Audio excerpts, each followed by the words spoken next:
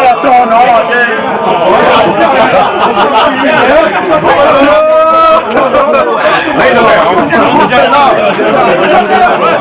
Là phải chịu khổ à? Chịu khổ à? Chịu khổ là mình này.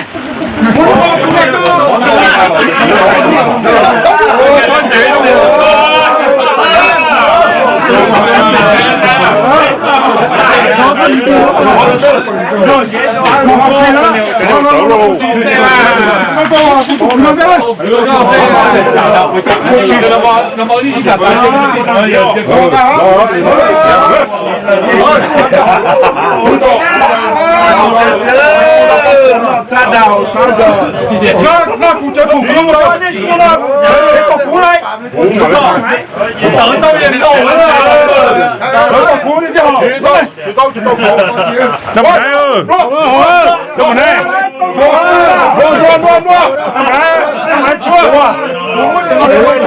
chít cho cái gì đó nhớ từ hai mươi số con trong một của nó nè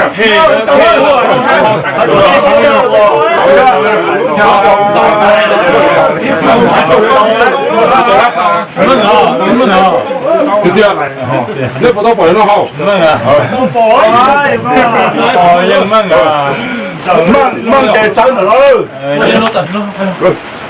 tài chiến thôi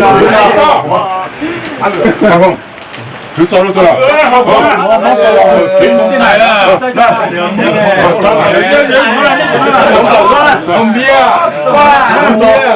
không phải mua thì không cần không bia không bia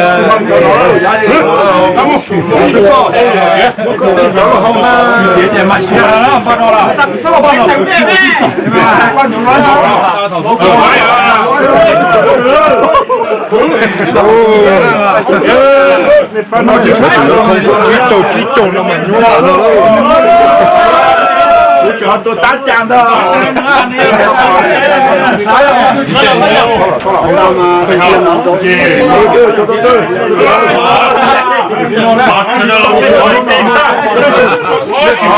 chỉ mua nè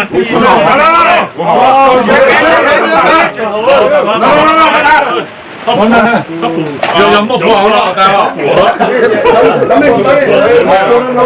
đó có gì đó mua một nhớ nó tao tán chàng đó